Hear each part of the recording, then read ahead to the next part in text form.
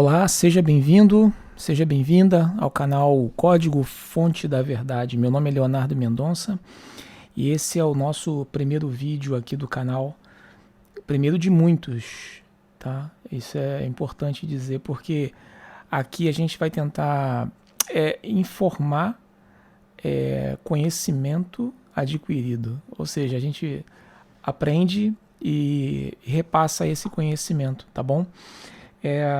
O importante dizer aqui também é que são conhecimentos que fogem um pouco da caixinha, tá? Então, se você tem algum tipo de preconceito com relação a conhecimentos assim, sugiro que você abra sua mente, tá? E nunca descarte o conhecimento, porque ele nunca é demais, o conhecimento adquirido, tá? O que você pode fazer com o conhecimento quando você não concorda muito com ele naquele momento é simplesmente pegar o conhecimento, colocar numa caixinha e de tempos em tempos você ir revisitando essa caixinha e utilizando esses conhecimentos novamente. Tá? E aí você vai ver que o conhecimento que você guardou na caixinha há um tempo atrás, hoje ele é uma chave para você abrir outros conhecimentos. Tá? Então nunca tenha preconceito contra esse tipo de assunto. Tá? E o assunto que eu escolhi hoje para a gente começar a iniciar bem esse primeiro vídeo é um assunto chamado Semente da Serpente. Tá? É um assunto bem... não é complexo, mas exige um pouquinho de paciência, tá? Até a gente entender tudo.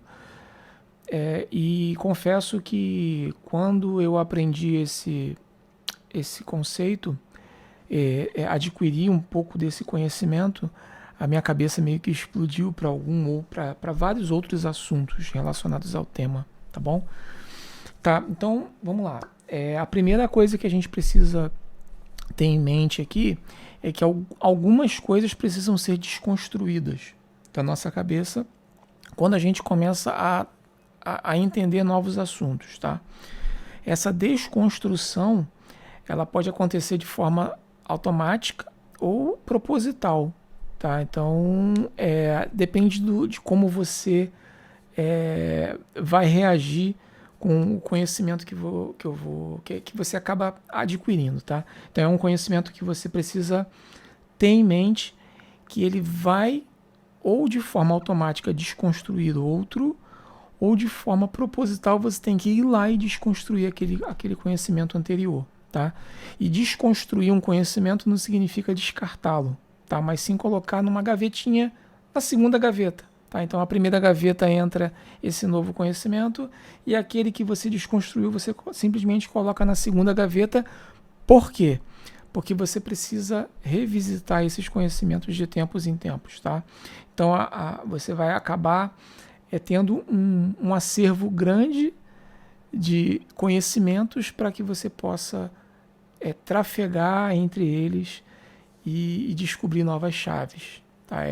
Esse é o segredo, tá bom? Então vamos lá, deixa eu colocar aqui o nosso slide, tá? Então esse assunto, a gente não vai esgotar ele aqui nunca, tá? Porque ele é um assunto grande, vasto, tá? Mas a gente vai tentar aos poucos entendê-lo cada vez melhor, tá bom?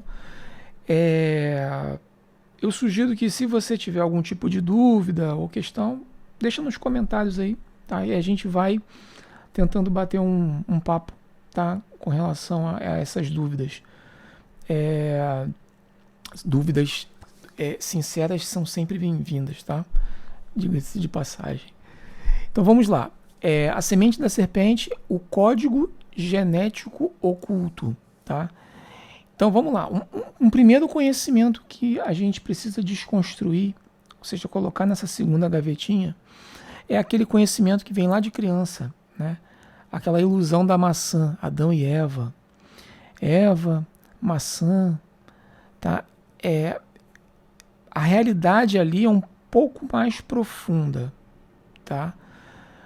Por que eu digo isso? Porque para a gente entender alguns assuntos na Bíblia, até com relação à interpretação bíblica, a gente costuma utilizar ou a gente precisa acostumar a utilizar um processo chamado pardês, que é um processo mais voltado para o hebraico, tá?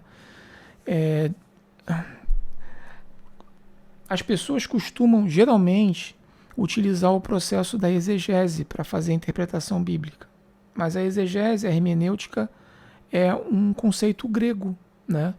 É um conceito que funciona muito bem para a parte grega da coisa, tá? Quando a gente fala do hebraico, a gente precisa utilizar o processo adequado para isso, que é o processo que nós chamamos de pardês. Tá? São 5 níveis, e cada nível te dá uma profundidade diferente sobre aquele assunto. Tá? Então, se a gente colocar essa lente do pardês em cima da história de Adão e Eva, a serpente, lá de Gênesis, a gente vai ver que a história é um pouco mais profunda. Tá? E eu posso te dizer que ali o pecado, ele não foi um pecado, vamos dizer, dietético, ou seja, de alimento. Ou seja, não foi um pecado com relação a comer ou não uma maçã, um fruto, o que seja. Tá? Ali o pecado foi sexual, ele foi genético. Tá? E por isso que a gente precisa entender esse assunto com um foco mais de guerra de linhagens do que uma guerra individual ali que aconteceu entre Eva e a serpente e tal. Então a gente precisa entender um pouco melhor sobre isso. Tá? Então existe ali um conceito que a gente precisa entender, que esse conceito perdura até hoje, porque nós podemos conectar esse conceito ao trigo, ao joio. Tá? Então nós temos essa profundidade dentro do tema, tá bom? Então esse documento que a gente vai ler aqui agora, a apresentação, ele reabre esse caso para a gente se aprofundar um pouco melhor nisso. Tá? Então, como que a gente pode entender que esse não foi um pecado dietético, mas sim um pecado sexual? Ali dentro da narrativa bíblica, a gente vê que a gente tem o verbo comer e a gente tem o verbo conhecer. Tá? Então, existem essas duas interpretações, tá? O comer ou conhecer. Então, vamos juntar as peças, né? Se o crime foi íntimo, né? Então, quem era o outro parceiro? Né? Então, a gente pode levantar esse questionamento. Tá? Então, se o crime foi íntimo, não foi comer uma fruta, quem era esse outro parceiro? Então, esqueçam a ideia de uma cobrinha rastejar e falar. Tá? Isso no texto bíblico, né, não cabe. Tá? Não cabe essa interpretação com a profundidade do assunto que é e com a seriedade que é aquilo ali. Tá? O termo original no hebraico não é cobra. Tá? Não é cobra. É nahash. É como está escrito na tela de vocês aí. Tá? Nahash significa o brilhante, o encantador. Então, são termos que quando a gente vai no original, a gente verifica que ele tem uma profundidade bem maior do que aquele que a gente estava acostumado a sempre ouvir e nunca questionar e nunca ir atrás e não saber, tá? Sempre ouvir e o que a gente ouviu levar como verdade, tá?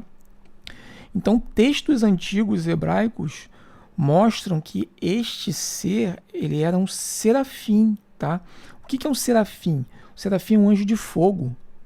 É uma entidade de altíssima hierarquia que podia tomar formas sedutoras e até reptilianas, certo?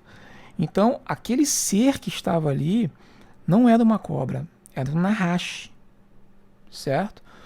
Então aqui, aqui vai um segredo, tá?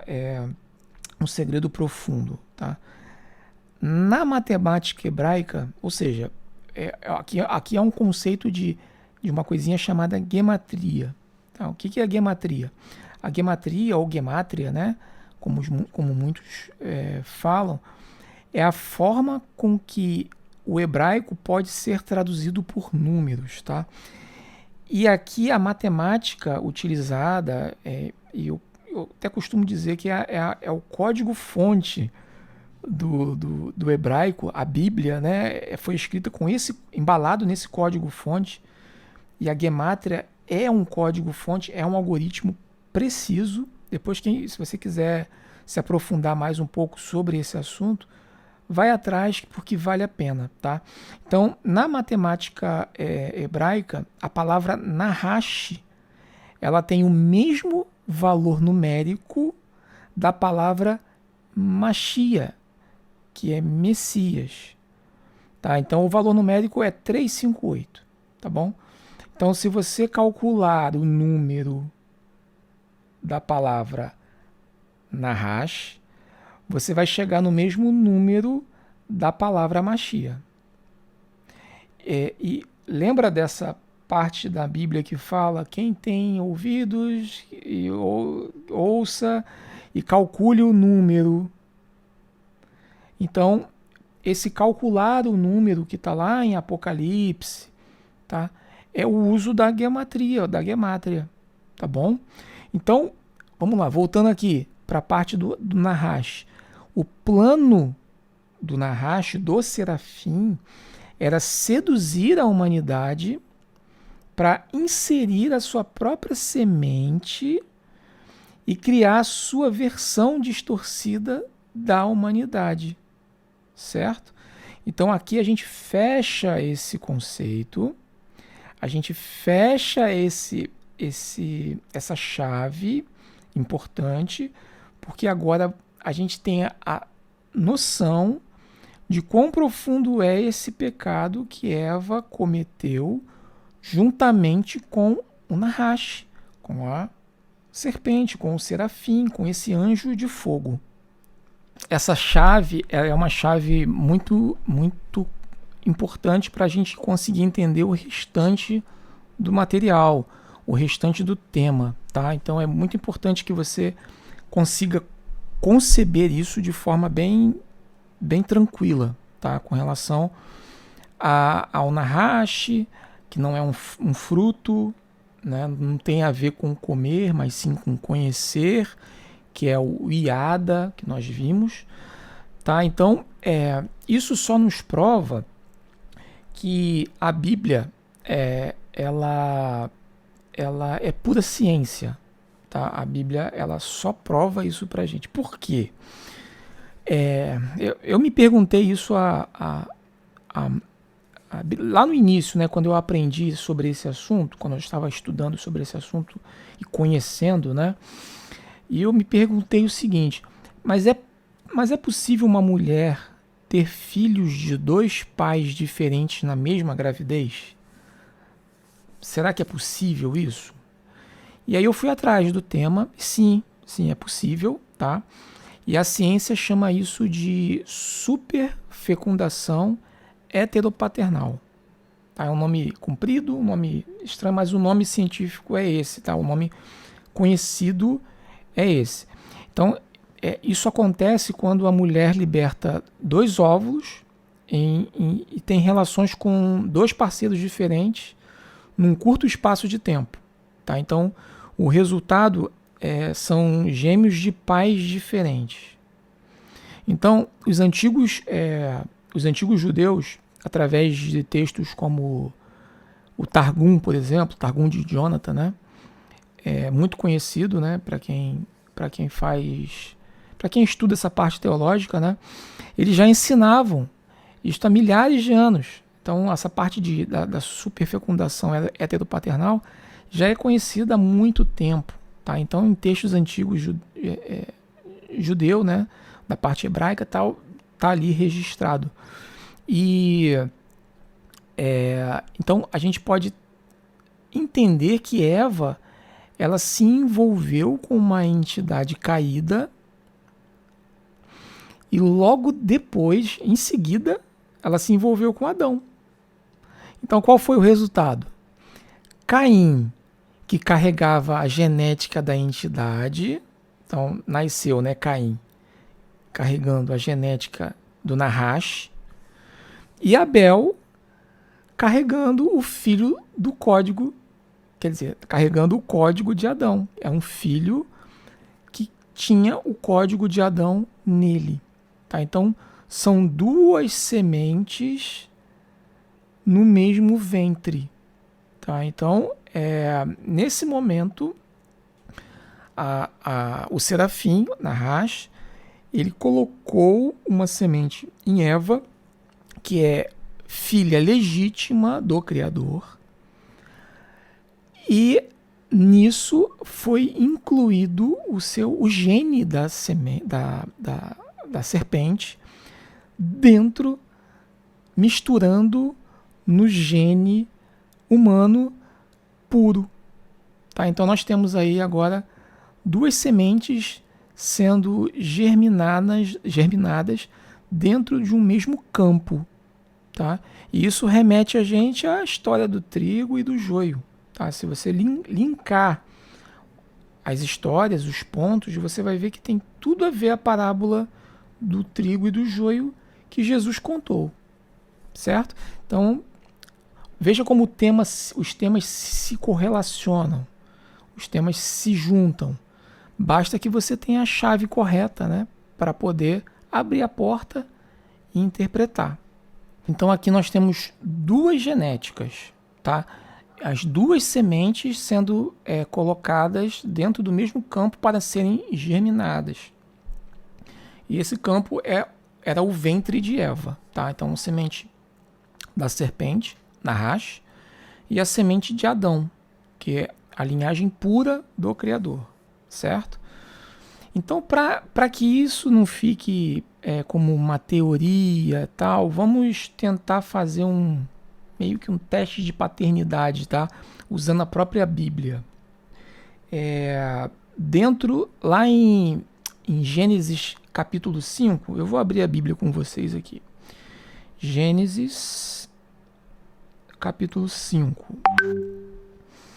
Aqui no verso 3, diz o seguinte, ó. Quando Adão tinha 130 anos, gerou um filho à sua imagem e semelhança e deu-lhe o nome de Sete. Depois disto, Adão viveu 800 anos e foi pai de vários filhos e filhas. Adão morreu quando tinha 930 anos de idade. Então, aqui você pode perceber que Caim, em momento nenhum, foi incluído na árvore genealógica de Adão. O escritor bíblico não incluiu Caim. Ele colocou Sete. E ainda por cima disse que Sete era a imagem e semelhança de Adão. Então ali meio que fica implícito que Caim estava fora dessas características, certo? Então, e para ficar mais claro ainda, tem um outro texto bíblico que é 1 João, capítulo 3, cadê 1 João? 1 João, capítulo 3, lá no verso 12, está escrito assim, ó, não como Caim, que era do maligno e matou o seu irmão. E por que é que ele matou o irmão? Porque as suas ações eram más, ao passo que as do seu irmão eram justas. Então percebeu aqui que o texto diz claramente que Caim era do maligno, certo? Então aqui nessa parte que fala que não sejais como Caim, porque ele era do maligno, lá no grego original a expressão indica origem física. Não significa que ele era do maligno porque ele teve ações malignas, ou porque ele se deixou seduzir pelo pecado e foi lá e executou o pecado, matando o próprio irmão. Não é isso. No original grego, a expressão ali indica que é uma origem física. Tá? Então, o sentido de ser do maligno de Caim era fisicamente. Tá? Não era só a parte intelectual ou a parte emocional. Não, era a parte física mesmo. Tá? Então a Bíblia diz que Adão gerou Sete à sua imagem e semelhança, mas nunca diz isso de Caim. Tá? Então, porque Caim era literalmente um híbrido. Tá? Então está bem claro que o texto bíblico, quando você usa o pardês, usa a interpretação bíblica correta, você chega na palavra certa e no conceito certo. Então vamos lá. Adão gerou Sete à sua imagem e Caim nunca é descrito com essa característica. Ele vamos dizer que ele é o primeiro híbrido, tá? Porque ele é parte integrante da semente do Nahash, a semente da serpente. Enquanto que Abel era simplesmente da linhagem pura de Adão, do Criador, certo? Assim, vamos tentar ir um pouquinho além e pegar aquela parte onde fala sobre a marca de Caim, né? Caim, ele mata o seu irmão Abel e o Criador, né, põe em Caim uma marca. Eu sempre imaginei, tá, que essa marca fosse uma espécie de tatuagem na testa, alguma coisa nesse sentido, tá? Mas indo um pouquinho a fundo ali, utilizando novamente, como eu falei, né, o próprio pardês, né, a própria origem hebraica das palavras ali, eu percebi que a marca foi uma alteração no DNA de Caim. Tá? Existe um princípio biológico muito assim, bem conhecido, né, e bem estudado na criação de animais chamado de telegonia. Essa palavrinha que está aparecendo aí no slide de vocês aí. Tá? A telegonia é uma ideia de que o primeiro parceiro ele deixa traços genéticos no sistema da fêmea, tá? Afetando as gerações futuras. Há estudos hoje dizendo que isso não é verdade, tá? Mas vamos colocar isso dentro de uma caixinha. Lembra da nossa história lá no início, né? A ciência hoje diz que não é verdade, né? Estudos dizem que não é verdade, mas há estudos que dizem que sim. Tá? Então vamos pôr isso numa caixinha. Mesmo que a gente não concorde, vamos colocar lá. Então a telegonia é quando um parceiro tem relações com uma fêmea e ele deixa traços genéticos na parceira. E as gerações futuras que aquela fêmea terá durante a vida carregam consequências do primeiro parceiro, do parceiro anterior. Tá bom? Então a marca de Caim era essa alteração genética. Tá? Vamos dizer que era um vírus de entropia, né? E de morte, por exemplo, que entrou no código-fonte original humano. Tá? Então, essa entropia, essa telegonia, também afetou Sete, afetou as gerações seguintes. Tá? Então, quer dizer, Caim e a descendência dele carregam são predispostos, né? Eles carregam uma predisposição para o mal e para anomalias físicas. Tá? Então, podemos linkar isso com doenças que nós temos. Né? Por quê? Da onde vieram essas anomalias físicas? que nós somos acometidos hoje. Tá? Então nós temos essa marca carregada da telegonia, da parte física da gestação de Caim lá em Eva, tá bom? Então não era um sinal na testa, era mais uma alteração no DNA. Então a humanidade inteira, né, hoje carrega vestígios dessa queda, né, mas a linhagem de Caim, ela é a semente pura de revolta, da própria revolta, é a revolta em pessoa, tá? Então vamos lá, a gente imagina que isso pode ter parado por ali, né? No ventre de Eva, com Caim, tal, recebendo a marca, que é a alteração no DNA, como a gente viu, né? Mas a coisa não parou no Éden, tá? Ali foi só o início de tudo isso que nós vemos hoje, tá? Lá em Gênesis 6, a estratégia, né, se repete agora, só que em escala global.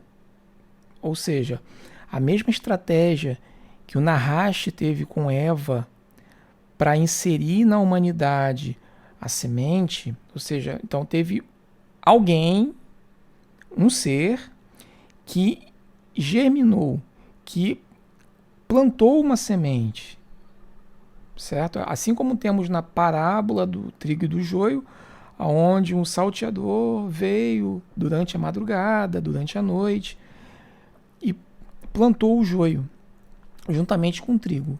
Tá? Assim aconteceu com Nahash em Eva. Foi plantado a semente.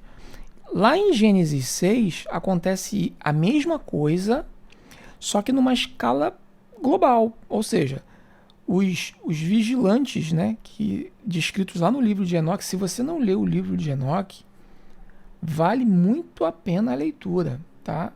Leia com o coração aberto, com a mente aberta. Retenha o que é bom, faça um proveito maravilhoso sobre o livro, porque vale a pena a leitura, vale a pena o conhecimento. Tá? Lá diz que os vigilantes, os anjos caídos, eles desceram à terra e tiveram relações com as filhas dos homens. Olha aí. Então, os anjos caídos conheceram as filhas dos homens. O mesmo conhecer lá de Nahash com Eva, o Iada, tá? Então nós temos a mesma estratégia aqui, só que sendo utilizada de forma global, tá? Então qual foi o resultado dessas relações entre anjos caídos e as filhas dos homens? O nascimento de seres que nós chamamos de Néfilim. Tá? Então são os famosos gigantes. Então, às vezes a gente pensa que isso é mitologia, mas a Bíblia relata sobre os gigantes, tá? Sobre seres de alta estatura. Tá? O mais conhecido, né, o mais famoso, a história mais famosa, nós podemos citar Golias. Tá? Então, nós temos seres antigos, né, com uma estatura enorme. E isso não é mitologia, é história real mesmo. Tá? O objetivo do inimigo, a gente pode perceber que era um só. Tanto lá no Éden, quanto depois com essa relação dos anjos caídos com as filhas dos homens, a gente pode perceber que é um só, que é corromper todo o genoma humano. Tá? Com isso, ele conseguiu corromper o DNA humano. Então, a linhagem pura, ele tentou corromper 100%. Por que ele tentou fazer isso? Vamos pensar um pouco. Por que o Nahash iniciou aquela estratégia, depois vieram os anjos caídos, replicaram a estratégia? Qual é a intenção por trás disso? Se a gente olhar a história até o nascimento de Jesus, nós vamos ver que havia uma profecia de que o Messias teria que nascer, né, de uma linhagem humana pura. Então, se o Nahash, os anjos caídos, conseguissem fazer com que toda a linhagem pura desaparecesse da face da Terra, como que o Messias iria nascer? Né? Como que o Messias conseguiria nascer se não tinha alguém puro para isso? E isso nos remete lá na história do dilúvio. Né? Qual foi o critério para o Criador escolher Noé para entrar na arca? Qual foi o critério? Por que Noé foi salvo? Exatamente por isso.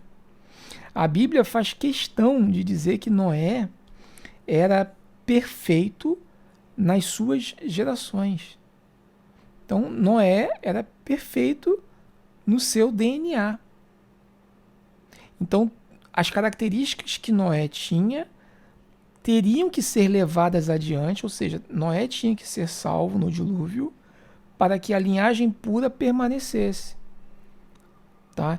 Então, assim como está lá na história na parábola do trigo e do joio, onde a colheita não pode ser, o joio não pode ser arrancado juntamente ali com o trigo vivo, porque vai matar o trigo ao mesmo tempo. Tem que esperar a colheita para que tudo seja colhido e aí sim separado. Então, no dilúvio, foi colocado Noé como sendo o trigo, como sendo a semente pura, mas a semente da serpente não foi também totalmente destruída com o dilúvio. Tá?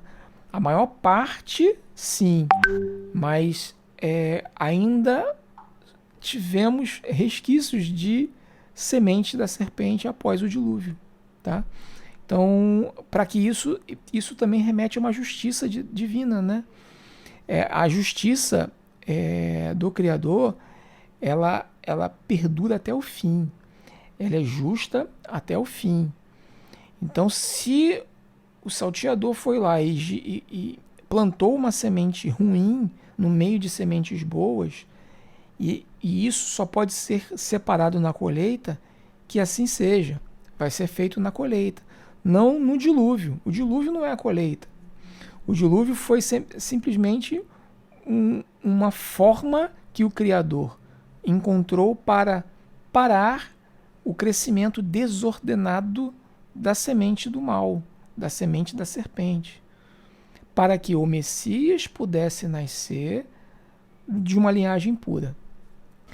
Então, lá em Gênesis 9, tem uma passagem que diz que Cã, né, viu a nudez do pai. Né? Na cultura hebraica, isso é um código meio que direto para um incesto materno. Tá? Qual foi o incesto materno que aconteceu? Quando fala que Cã viu a nudez do seu pai, é porque Cã teve relações com a própria mãe. E quando fala que Cã saiu para falar com os seus irmãos, na verdade, Cã foi convidar os irmãos para fazerem o mesmo. Olha que terrível. Então, o que acontece? Os irmãos, obviamente, não aceitaram, foram lá de forma respeitosa e cobriram a nudez. Lá em Levítico, eu não lembro se é Levítico 9, diz que para não descobrir a nudez da sua mãe, porque isso é o mesmo que descobrir a nudez do seu pai. Então, esse termo descobrir a nudez do pai remete a isso, tá? A ter relações incestuosas com a própria mãe. Tá? Então, esse ato profano reativou a genética maligna adormecida nos genes, tá? da mulher de Noé. Então, desse fruto nasceu Canaã, né? E aí, que é filho de Cã com a própria mãe. E Canaã foi amaldiçoado por Noé. né? E ele tem lá em Gênesis 9, tem essa história, né, dizendo qual foi a maldição que Noé colocou sobre Canaã, né? Vamos parar para pensar um pouco, né? Cã é que faz tem o pecado, né? O incesto. E Canaã é que recebe a maldição de Noé.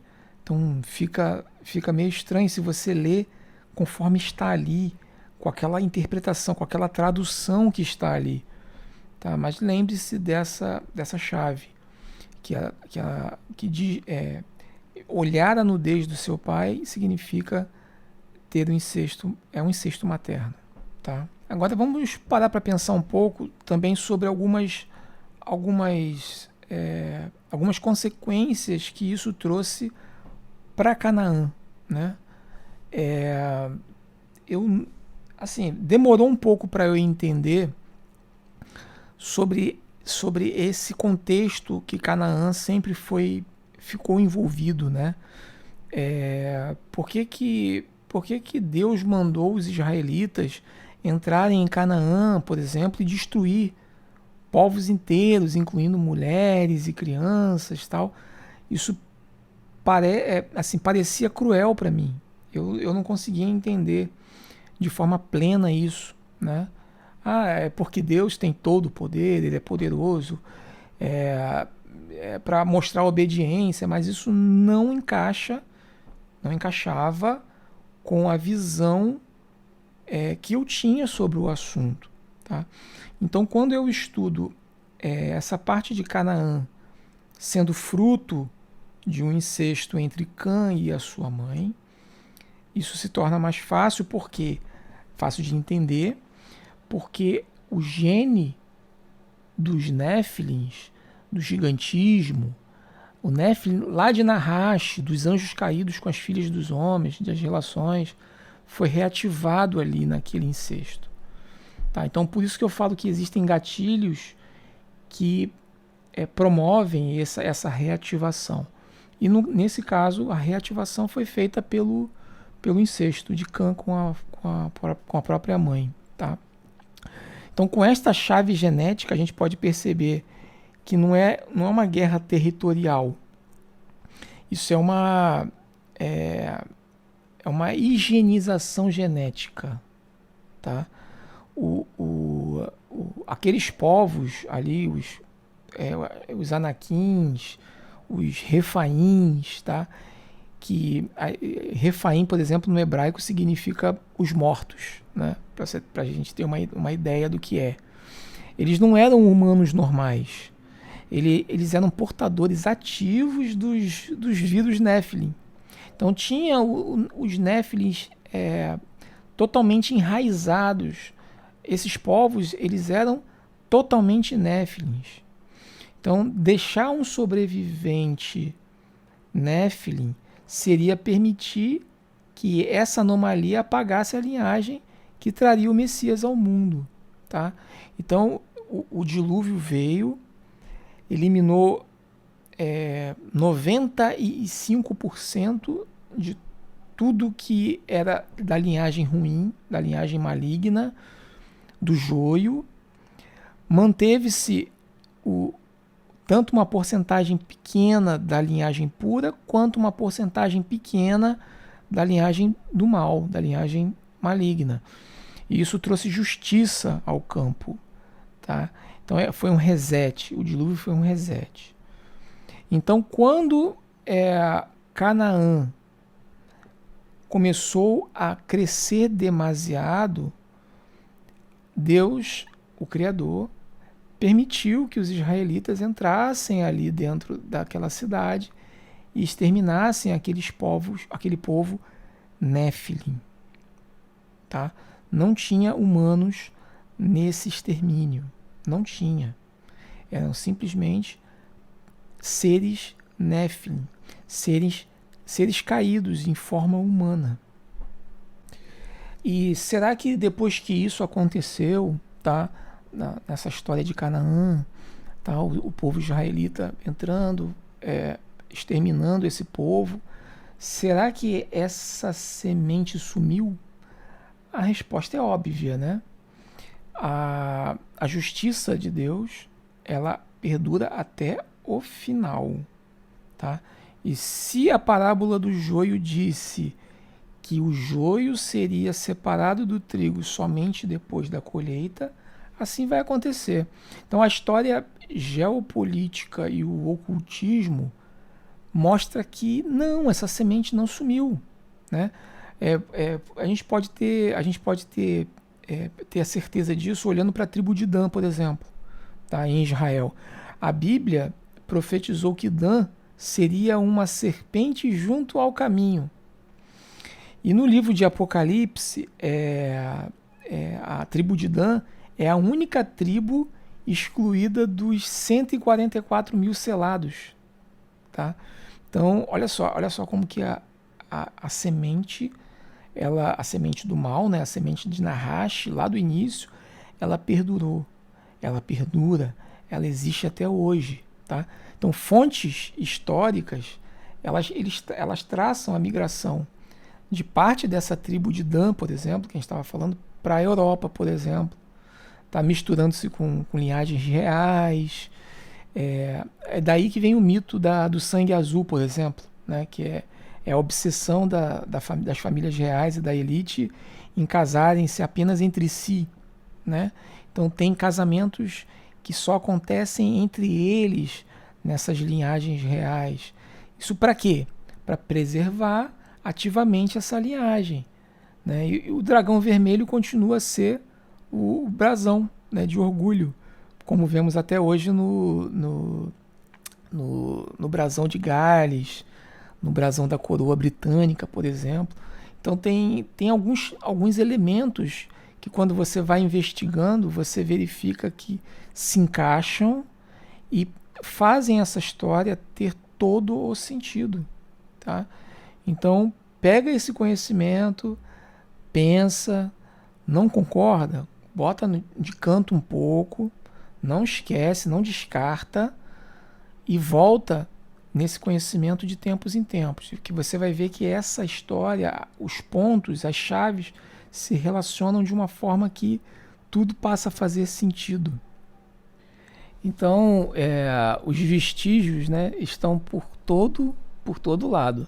Então, marcadores genéticos específicos, como anomalias no sangue RH, né, o RH negativo, por exemplo, que são estudados até hoje, né, o porquê do RH negativo. Casos antigos de uma anomalia chamada polidactilia, ou polidactilia, tá? Que é aquela anomalia de 6 dedos, né?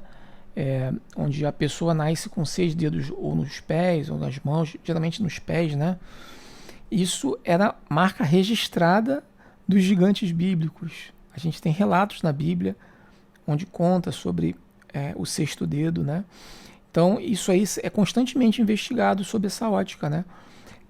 Olha para a cultura pop, por exemplo, filmes da Marvel, Mutantes, Avatar. Estão sempre colocando a ideia de que existe a hibridização, né, a mistura de sementes, de seres. Tá? Os filhos dos deuses também sempre são colocados como algo positivo. Isso faz preparar o nosso subconsciente, né, para o que vai vir. Né? Então a gente hoje está meio que preparado. Se surgir um ser com poder XPTO, aí a gente não vai ficar tão alarmado assim como ficaria se acontecesse há 15 anos atrás. Tá? Hoje a população está mais suscetível a receber seres dessa forma e isso vai ficar cada vez mais evidente. Tá? E os símbolos, por exemplo, né? A serpente no poste da medicina, né? Que é aquela serpente enrolada ali e tal. As águias de 2 cabeças que existem no sistema, uma olhando para um lado, para outro e tal. O olho que tudo vê, né, que é aquele olho que remete ao controle tal. Isso tudo, gente, é a assinatura de quem acha que é o dono desse mundo. Tá? E Nahash está por trás disso, a serpente está por trás disso, juntamente com os seres caídos. E tudo isso, né, a gente pode dizer que é um grande teatro, tá? E só para convergir para um embate final, tá? Entre a semente da mulher, Cristo, e a semente da serpente, que é o anticristo. Tá? Então, a semente da mulher, a semente pura e a semente da serpente perduram até o fim, onde haverá a colheita e a separação. Tá? A história que a gente conhece, a história humana, né? Ele é o conflito entre essas duas serpentes, essas duas sementes, na verdade, porque isso acontece desde lá do início, perdura pela toda a história bíblica e perdura até hoje. Hoje nós temos incontáveis fatos que remetem a isso, né? Do lado da luz a gente tem a semente da mulher, na semente pura, conforme eu falei, Cristo, e ele precisou nascer de uma virgem, né, pelo poder do Espírito Santo, exatamente para contornar o código genético masculino que estava corrompido desde Adão. Né? Por que será que Cristo precisou ser incluído em Maria, né? Colocado em Maria pelo Espírito Santo? Por quê? Porque não José ter relações com Maria para assim acontecer o nascimento de Jesus, né? E do outro lado a gente tem a semente de Nahash, a semente do serafim, lá da serpente, que é aquele que o sistema vai apresentar, né, como o homem ideal, né, o ser ideal, aquele que é perfeito na sua fala, na sua convicção, tal, vai ser o anticristo. Ele não será só um ditador, tá? Ou um político esperto, tal. Ele será um ápice, tá? Ele vai confundir até aquele que se acha o mais esperto, aquele que acha que nunca vai ser enganado. O anticristo vai estar pronto para enganar essa pessoa também, tá? Ele é o ápice híbrido, vamos dizer assim, né? Dessa linhagem caída. Ele vai prometer paz e muito disso através da tecnologia, tá? E uma coisa certa, ele virá, o anticristo, anotem isso, tá? O anticristo virá do lado conservador, tá? Porque fará os conservadores acreditarem fielmente que aquela pessoa, aquele ser está falando a verdade. Ele vai suprimir a verdade e vai colocar a verdade dele como sendo a verdade. E para o vídeo não ficar muito grande, né? Vamos para o nosso desfecho aqui, que é a conclusão dessa primeira série, né? Desse primeiro episódio, vamos dizer assim, de uma série de vários episódios. Tá? Aí a gente pode remeter à parábola do trigo e do joio. Tá? Se você quer entender o que aconteceu de fato lá no Éden, né, com a serpente, com Nahash, com Eva, leia a parábola do trigo e do joio. Você vai ver que aquela parábola descreve exatamente o que aconteceu na humanidade. Tá? Tudo faz sentido quando a gente lê essa parábola, né? Tudo faz sentido, do início ao fim. E cada detalhe que Jesus comentou ali na parábola tem um significado verídico e real, tá? Aconteceu, é literal, aquilo ali é literal. Por exemplo, Jesus disse que o semeador plantou o trigo, mas o inimigo veio de noite e plantou o joio no mesmo campo. Então, quando foram nascer essas duas sementes, eles eram tão idênticos que só na hora de dar o fruto é que se viu a diferença. Olha só, a gente só consegue ver a diferença do joio e do trigo no momento do fruto. O joio, ele cresce reto, orgulhoso, né? Ele tem aquela pose né, que não enverga, só que ele não dá fruto. O trigo, quando dá fruto, ele curva-se, ele é humilde, né? O trigo pesa e faz ele se curvar, né? Então a humanidade, ela não é toda igual espiritualmente, né? Então a gente precisa entender esse mistério da semente da serpente, porque entendendo isso, você vai ver que acaba resolvendo aparentes contradições que parece que tem na Bíblia, né? Então, parece que a Bíblia tem algumas contradições em textos relacionados a esse assunto, mas são só aparências, tá? Quando você vai a fundo, você vê que não tem contradição. A Bíblia prova que vivemos num sistema muito bem arquitetado, tá? Então, esse sistema que nós convivemos, ele por trás dele existe uma arquitetura muito bem embasada, tá? Que vem lá do início.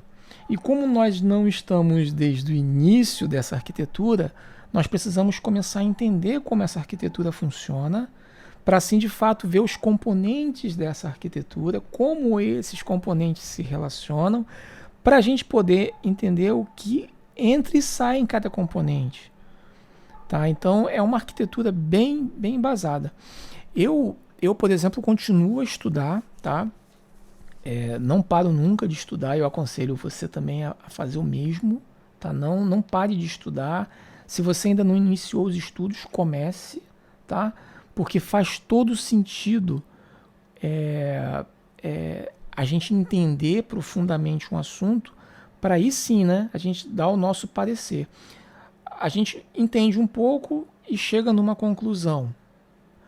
Entende mais um pouco, essa conclusão pode mudar e a gente chega a uma nova conclusão. As conclusões, elas se somam, tá, gente? Não tenta pegar uma conclusão anterior e descartar de vez, não. Pega a conclusão anterior e linka com a nova. Linka com um novo conhecimento, tá? Faz isso se transformar numa bola de neve, tá? Não descarta a bola e começa uma bola de neve do zero novamente, não. Tá? Pega aquela bola de neve que você construiu de anos de estudo ou de algo, de um conhecimento que você tem e acrescenta mais coisas nela. Você vai ver que as peças começam a se juntar e você tem um conhecimento mais palpável, chaves mais ricas, né, na história para você compreender toda esse cenário, tá? Então, diz aí nos comentários o que vocês acharam. Foi fácil entender nesse formato que eu estou passando aqui o material. Se não tiver, se não foi fácil, comenta aí, deixa a sua sugestão, o que a gente pode melhorar, porque aí nos próximos eu consigo já fazer com que esse material seja colocado, ou seja, de forma mais didática, ou de forma mais dinâmica, ou mais devagar, não sei se o conteúdo foi rápido, se eu pulei alguma coisa, tá? Então eu quero muito continuar essa conversa com vocês no próximo vídeo. Aí eu vou preparar esse material e logo já vou disponibilizar para a gente conversar mais, tá bom? Então fiquem todos com Deus, Criador, e a gente se vê no próximo vídeo. Até mais, gente!